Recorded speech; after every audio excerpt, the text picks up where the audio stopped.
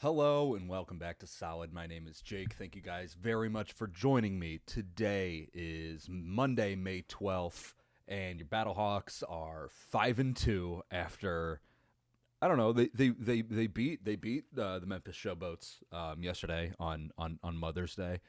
Coming to you on Monday because I didn't watch the game. Like I watched like the first drive of the game, then I had to leave, and then I didn't want to watch it there, so I came back. And I didn't. I was like, I don't have the mental capacity to watch this tonight, so I watched it this morning. Just finished it. Few takeaways for this game. First things first. If you're watching this, you want to listen to it, you can do that. It's insulting to me, but you can. It's at Solid Pod on Spotify and Apple. If you're listening to it and you want to watch it, hell yeah, dude! It's at Solid Pod on YouTube. Second thing is I just popped a pimple on my arm and it hurts a little bit, so I'm playing hurt. I'm playing hurt right now. That's grit. That's determination. That's who I am. Okay, getting into this game. Very much a defensive game from both teams. Really. I mean, let's see. Max Duggan. Well, okay. So the game. I'm trying to think of the best way. This game was kind of boring. It wasn't, and it was at the same time, just because at this point, what we're noticing with this, not what we're noticing, what this Battlehawks team is it's a good defensive team. This is their. Let me pull this up. I probably could have pulled this up. That's kind of how the show goes. Is that I say, here's something about this team, and then I don't have the information pulled up. So in the first game of the season, they only allowed Houston to score 6 points. So that's 6. In week 2, they only allowed the Brahmas to score 9 points. So that's 15. In week 3, okay, this is where my math is going to get bad. In week 3, the defenders scored 27 points. So 15 plus 27, 32. That's 42 points total. Okay, and then Arlington in week 4, Arlington scored 30 points. And again, that's really stupid because there was a bunch of those stupid scoop and scores and pick sixes. But 30 points is what the number is. I'm not going to try to say that it's not. So that is, let's see, 42 is what I said. So 72 points. And then in week 5, it was another 27 points that the defense allowed against Michigan, or that the Battlehawks allowed against Michigan, I should say. 27, so 72 plus 27, 79, 99 points. Week 6 against Arlington, 6 points, so that's 105 points total. And then yesterday was 9 points. So I don't know. We're talking just over 100 points that this team has allowed. I mean, that's pretty good. I mean, 4 out of the 7 games have been less than 10 points. Again, they're not playing like super highfalutin offenses or anything like that. Really, the only good offense that they played is against the Panthers, and they held them to the same number of points as they did DC. I don't know. They're shutting down offenses really well. I mean, all Memphis had in this game was one drive before halftime, and then the Battlehawks came back, and it was a beautiful 2-minute offensive drive, man. And that's kind of where I'm at with this offense. Is I think this is Max Duggan. I think that we're going to see big rushes out of him. I think we're going to see okay passing. He was 15 for 23, 158 yards, 1 touchdown, and he threw an interception. I'm not blaming that on him, that interception on him. That was one of the notes that I wanted to bring up for Hakeem Butler. So Hakeem Butler did catch a pass today, and it wasn't a touchdown, which is upsetting. He got targeted twice. It was the one catch for 6 yards, and then the interception. And it could have been a better throw. It could have been a better throw that Max Duggan made to Hakeem Butler. But you gotta catch that, buddy. It was not that bad of a throw. I think if here's where I'm at with some of the Battlehawks receivers. I like Frank Darby. That's where I am. I like Gary Jennings Jr. If I'm doing this passing offense, those have been the 2 most consistent guys. And there's probably something about Ja'Cour Pearson and Hakeem Butler drawing attention away from him. I mean, That's what you get. You get guys with like crazy traits like that, being Hakeem Butler's giganto size and Ja'Cour Pearson's tiny size but super speed, and you're able to get those other guys open. But the thing is that these guys are catching the ball, man. They're catching the ball and they're doing things with it. Like that's that thing with that drive that the Battlehawks had before halftime where they scored. Frank Darby, 2 in a row, and they were good catches too. Like there was the back shoulder that he really well thrown ball to Frank Darby, a back shoulder on the left side there. Can't remember how big that one was. It might have been the 29-yarder that he had. Just great throw, great catch. It's like he's wide open for it. The corner underneath like stops kind of. When the ball is in the air, he's like, fuck it, that ain't me. And then Frank Darby catches it. He's like, oh, I forgot that the play's still going on. I thought when the ball was in the air, that means the play is over. It's like, no, that's the part of the play that you should be playing. But Ja'Cour Pearson, we did go back. The Battlehawks offense did go back to doing some more screens and stuff. The passes behind the line of scrimmage. It's just like, God damn it. Why? We haven't had success with a wide receiver screen in over a month at this point, since really week 1 or week 2. Like we have not had any success with those whatsoever in 5 games at least. I can't remember if it was week 2. I know week 1 was the 3rd and 18s. But like, God damn it, man, they had some success with Jacob Saylor screens, so that's good. A running back screen, that's a good thing, but it wasn't like the bubble or like the swing passes or anything like that. But I just want the throws behind the line of scrimmage to wide receivers to go away, man. I just want them to go away, and then Ja'Cour Pearson's grabbing the ball and running inside, and there was one where he catches the screen, then runs inside, and it makes Max Duggan almost have to be a lead blocker for him. It's like, that's just not what we want. Don't do that. Just go downfield. Go downfield. I'm not putting them on maybe not as good watch yet, but there's whichever one is there, watch or warning? Which one's the tornadoes closer? Watch or I feel like watch is the. I'm putting them on a warning for maybe not that good for Hakeem Butler and Ja'Cour Pearson. I'm putting them on that. I'm putting them on decoy guys warning. That's where I'm at with this. I don't think that they need to be the primary focus in the passing game. Now, when they are, sure, I get it. Hakeem Butler's got 4 catches and 3 of them are touchdowns. Beautiful. One of them, the cornerback fell down, and one of them was on a fake trick play where Blake Jackson threw the ball. So there's like some kind of bizarre things that happen with 2 of those touchdowns. But other than that, man, I need him to catch the ball. I feel like that's not asking too much. Let me see if I can pull up exactly what individual. Let's see the individual receiving. Oh my God, this website is ass. Hakeem Butler is not going to show me his targets. It's not going to show me his fucking targets. This goddamn game or this fucking whatever. Okay. This UFLs, whatever the UFL did with changing their stats. Last year, their stat thing was beautiful. It worked perfectly. And then this year, they're just like, well, what if we changed all the good shit to bad shit? Like, if you want to look at like the overall stats for everybody, you have to pull up like a PDF. It's like, that's so dumb. Anyway, I don't know. I'm kind of just I'm wary. I'm thinking that maybe they're just not.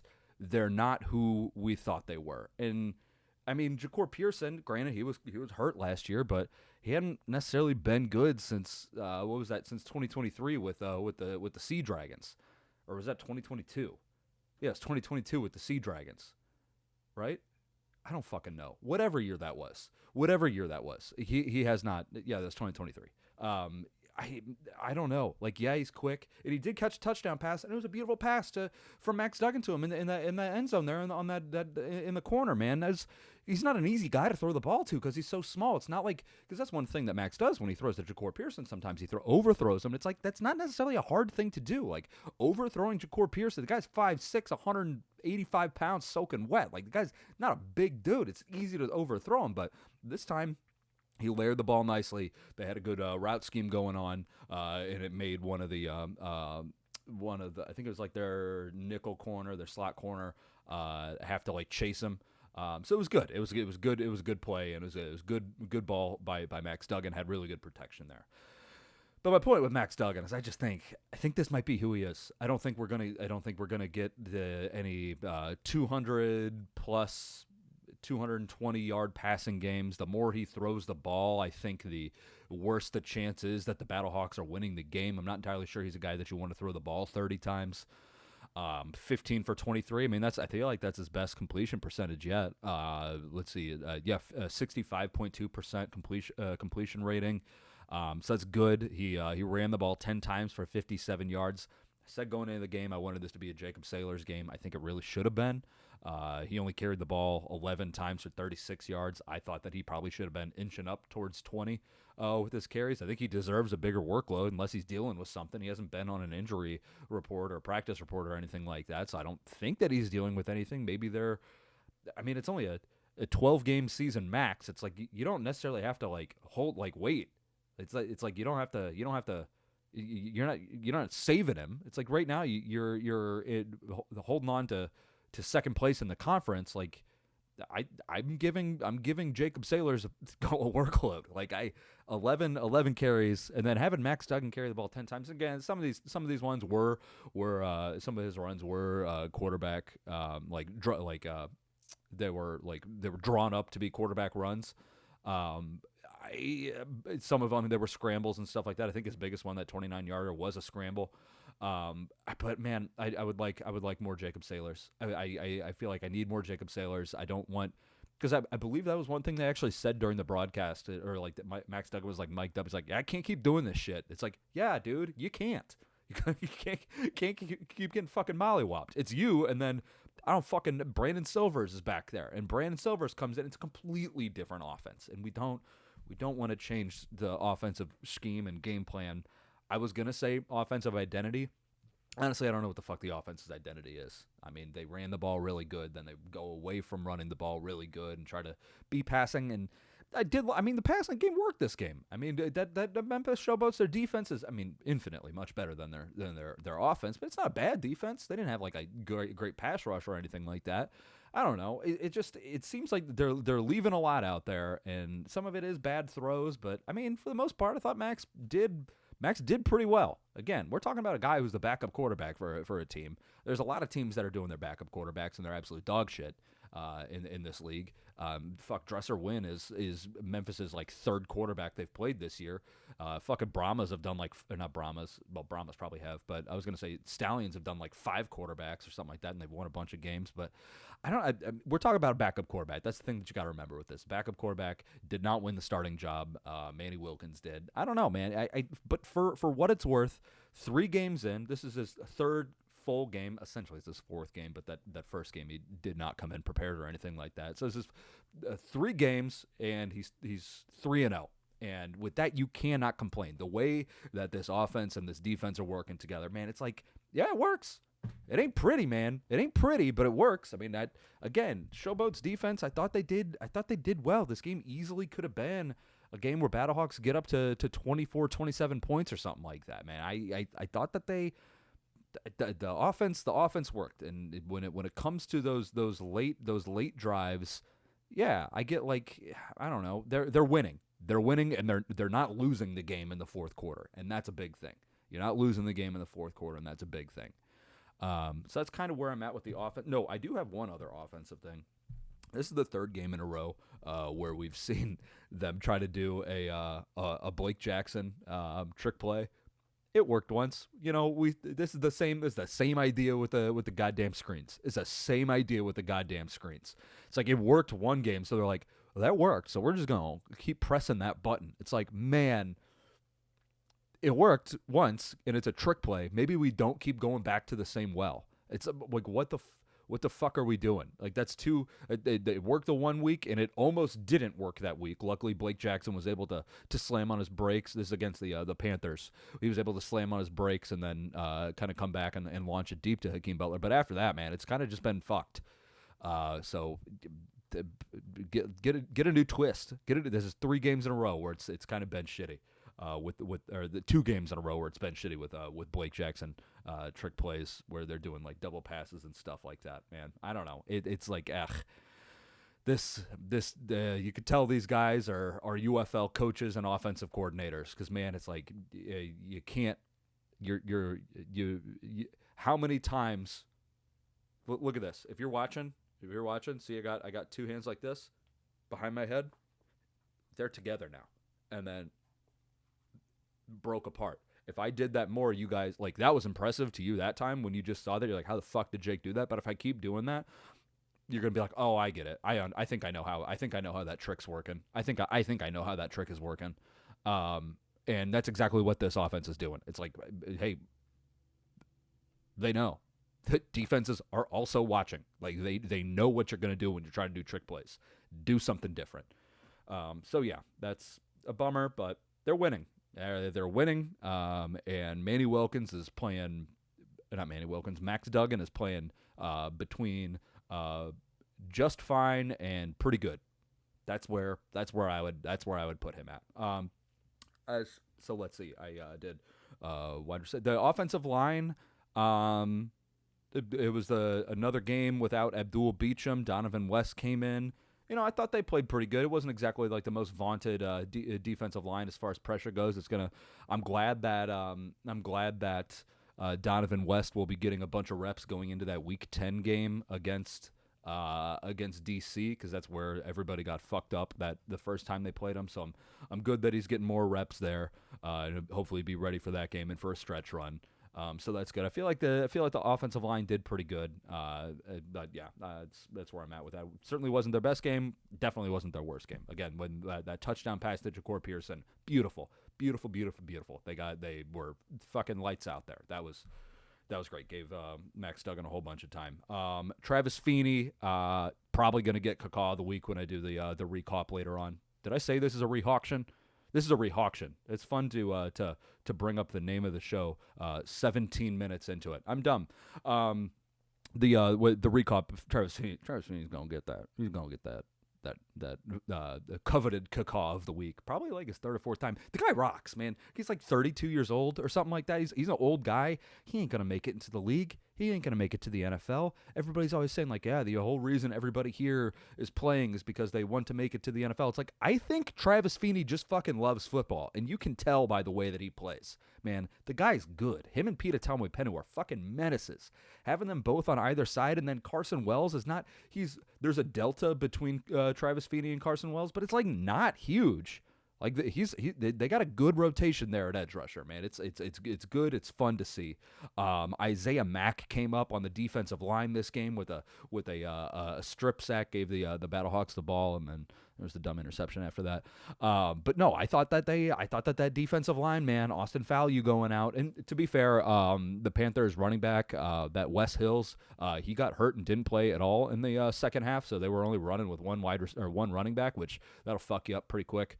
But there hasn't been that big of a step down in a couple weeks since Austin Fallu went out. When Austin Fallu went out against Michigan, it was like, good, this isn't going to be good. This is going to be quite bad. And then it was a little bit the week after that. Maybe is that against the Renegades? Yeah, it was. But then Kalen Ballage got hurt. I don't know. But regardless, the Kyler Baugh played a better game, number 90. He got his fucking dick ripped off and handed it to him last week. So that wasn't good, but Isaiah Mack coming through, just another big guy, which is what they lost with Austin Fallu. Going to Austin Fallu like some chonko meatball, just fucking like 330 pounds, big old boy, and that's what they're getting with Isaiah Mack. I like the way Isaiah Mack plays laterally. I like the speed that he has, and he was able to get strip sacks, able to get not just a tackle for a loss or a sack, but get some production, that a little bit more out of it, and the Battlehawks recovered that fumble. I mean, that That was good. Can't complain about that. I like if you're coming in, stepping up for a hurt guy who's playing well, and you're able to maybe not be as good as him, but it's not like there's the delta between Travis Feeney and Carson Wells.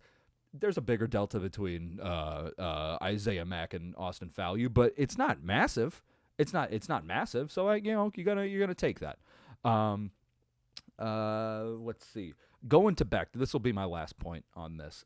Anthony Becht, with his challenges in some of like his post-game press conferences, I don't know if he literally says it or if he just like heavily insinuates it, but the guy's like, I'm good at challenging. And to that, I would say abso-fucking-lutely not, my guy. That's 2 games in a row where you've done some real dumb challenges. And then I think there was an earlier one too. So we're talking him using him. You're going to call for a defensive holding that obviously was not there on a 4th and 3. He did wait until the 4th quarter, so I will give him points for that. It's not like he tried to do this in the 1st quarter or something like that, or that Jim Turner, that Showboats head coach, tried to use his challenge at a really dumb time. It's like, what? You guys are 1-5. Like, don't be fucking stupid, man. Like, what? Like, this is why. Like, you're just like, you're not helping. Like, and that's just like a minor point of the game, but just like, what are you fucking doing, you moron? So Grant Beck did wait until the 4th quarter, so good for him on that. But man, oh man, that was stupid. That was stupid. You use it on scoring plays, and you use it in the 4th. So at least he got one check. But that was a real dumb. I mean, your defense is beating the shit out of this team, except for one drive. Your defense is absolutely beating the shit out of this team. You don't need to. It's Sterling Hoffrichter. I'm going to spoil all my awards. He's getting donkey kick of the week this week. My God, that guy. You see these punts he punt, like, he put 2 of them, one on the 2-yard line, one on the 5-yard line. He's pinning people within the 10-yard line, 15. He's not getting touched by a guy. Fucking rocks. So it's good. Like, trust your team, man. Trust your team. Yeah, he had five punts inside the 20. And that 4th quarter was all punts. That was punt fest. So it was good, but Anthony Becht, buddy, don't be stupid. And I was about ready to dog cuss. Like, I'm glad that Dean Blandune was just like, yeah, no, it's not there. He didn't say bang bang. If he would have said bang bang, I would have fucking hunted him. I would have hunted him, and I would have haunted him. I would have gone after him. I would have killed myself, and then I would just use my ghost to just haunt him. If he says bang bang, buddy, Dean, it's on sight. I'm gonna fight you. You probably will beat the shit out of me. I'm like 0-8 in fights. I'm a pathetic, weak person. That being said, it's all about getting in the cage. I'm gonna fight you. I'm gonna lose. I'm gonna fight you. But if you say bang bang, buddy, we ain't doing that. But yeah, no, Anthony Becht's challenge. It's like, but for him to be like, I'm good at this. Like, you're fucking not. You know what I'm good at? I'm good at, I don't know, what's something that I'm bad at? I'm good at being patient. And there, I said it, so that makes it true. I'm a patient person. I'm not. Anthony Becht is not good at challenging. Don't fucking listen to people. Challenge when it's smart. Like last week, he's like, the broadcast is like, yeah, he's getting calls down from the booth, and they're telling him to challenge. It's like, well, don't fucking listen to those guys then. If you don't feel it, then don't. Like, if you got people in the booth that are like, hey, you should challenge that, be like, hey, actually, you should shut the fuck up about it. Like, that's what Anthony Becht should do. And if that's what he got this time, buddy, I mean, fool me once, shame on you. Fool me twice, shame on me. Like, you guys stop listening to these people. If you're wide receiver, the only time that anybody other than Anthony Becht has called the right challenge was last year when it was A.J. McCarron calling the illegal man downfield against the Brahmas in Week 10. It's like, yeah, that's a smart one, and A.J. McCarron's a smart guy. You should listen to him.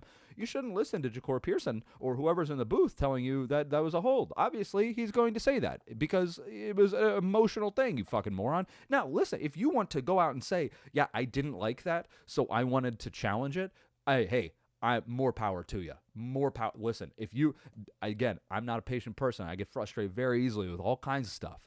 If he wants to say, yeah, no, I was pissed off, so I wanted to make everybody watch it over again. Go for it, as long as you're transparent about that. But don't be like, I thought we'd win. It's like, nope, you shouldn't have thought that, because that's a really dumb thing for a person to think. I don't know. So that's what I got. That's what I got with this recall. Battlehawks won. That's what's important. Battlehawks won, and the way that this team plays, the last 3 weeks they've played winning football. Some things that they're doing are that they're trying to do more and more often are not sustainable, and we found that out. And the sooner that the coaches find out that Blake Jackson trick plays and screen passes to wide receivers are not a sustainable thing, we'll be rolling. But until then, man, I'm liking the way that they're moving the ball downfield. Fuck, I think like one of the first passes of the game was to Jake Sutherland. It's like, man, I want to, if the stats for this for the UFL were any easier to read, I wonder if like PFF has it or something like that. But if any of the stats were any way accessible or easy to read and not an absolute mindfuck frustration fest, I would look and try to find out what the success rate for Jake Sutherland passes are in tight end passes, because it seems like the success rate might legitimately be 100%. And for success rate, for those of you who don't know, if it's a 1st and 10, you get 5 yards or more, that's a successful play. If you're getting more than half of the yardage that you need to get, that's a successful play. So if it's like a 3rd and 6, you got to get, it's not a successful play if it goes to 4th down. Like if you get 5 yards on a 3rd down, it's not a successful play because you did not get the 1st down. So 50% of the yards, maybe it's like 50% of the yards on 1st down, 66% of the yards on 2nd down, and 100% of the yards on 3rd down. That might be exactly what it is, but regardless, that's nerd shit. I think Jake Sutherland and Chase Allen receptions might legitimately be a 100% success rate. I don't know why. I don't know why we don't make this a bigger part of this offense. And in the UFL, hey, tight ends are always fucking open. Look at what the Renegades do with Sal Cannell. It's like, man, they pepper this guy because he's always wide open. I get wanting to have these big guys in to block. I get that to give your tackles some extra help. Give him like an option route. Give him a little chip. Give him a little chippy. Get them into space. Get them a delayed route, and they're gonna be wide open every fucking time, man. Every time. It's frustrating. That's a sustainable thing. Throwing the ball 3 yards behind the line of scrimmage to your 5-6 guys so we can run inside. That is not a sustainable thing. It's frustrating. But anyway, Battlehawks won. Battlehawks are 5-2. Battlehawks are in 2nd place in the XFL conference. Let's look at these standings real quick. Defenders are 5-2. But they have they are 3-1 in the conference. Battlehawks are 5-2. They're 2-2 in the conference. Renegades lost. They are 3-4. San Antonio's stinky butt. They are actually eliminated. They are 1-6. So that's what we got going on in the XFL conference. So it's really, again, just between Battlehawks and Defenders. Got 2 more games until we get to that DC Battlehawks game for Week 10, and I think that. And honestly, did I see something? I might have seen something that said that there's like some scheduling conflict with DC, and that even if they do get the 1 seed, that the XFL conference game, the XFL championship game, that first round of the playoffs would still be in St. Louis. I might have seen that. I think. Jesus Christ. This league is set up for St. Louis to not just make it to the championship, but also to win it. And I said last year, I was like, man, this seems like this might have been the last chance to be able to do that. And they're giving them another shot. Everything's set up. You just gotta not have Max Duggan get hurt by having him run 1 less time than your running back. That's where we're at with that. All right. Battlehawks, like I said, beat the Memphis Showboats 19-9. Go to 5-2, 2nd place in the XFL. I will be back with you guys later this week with a recap where we dive in a little bit further into everything that we saw this game, what I like, what I don't like, some bigger takeaways, some other bullshit. There was a very funny moment at the beginning of the broadcast where like Max Duggan almost won a national championship. It's like, no. He didn't. They actually lost that national championship 65-7. Was he closer to winning a national championship than you or me? Yeah, yes. He was definitely. He did. If we're comparing it relative to me and you, yes, he almost won. in reality, he did not come anywhere fucking close to winning. He made it to the game, but then didn't show up. So I don't know. It's like, what the fuck? So we're gonna dive into it and get some fun shit. All right, I'll talk to you guys later. Go Birds, go Battlehawks, go Ironbirds. Eagles are playing Cowboys in Week 1, September 4th. Keep an eye out. Go Ironbirds, go Battlehawks, cause the loss. Anything that you say to anybody is going to be able. They're going to be like, oh, it's just a Battlehawks guy. I haven't left the house yet today, but when I do, I'm going to see somebody and they're going to frustrate me, and I'm going to say something snarky to them, as I always do. Now, that makes me sound like an asshole. Saying that I always say something snarky. Somebody's going to do something that frustrates me. I'm going to respond in a way. I'm going to respond. I'm trying to make myself not seem like a conceited piece of shit.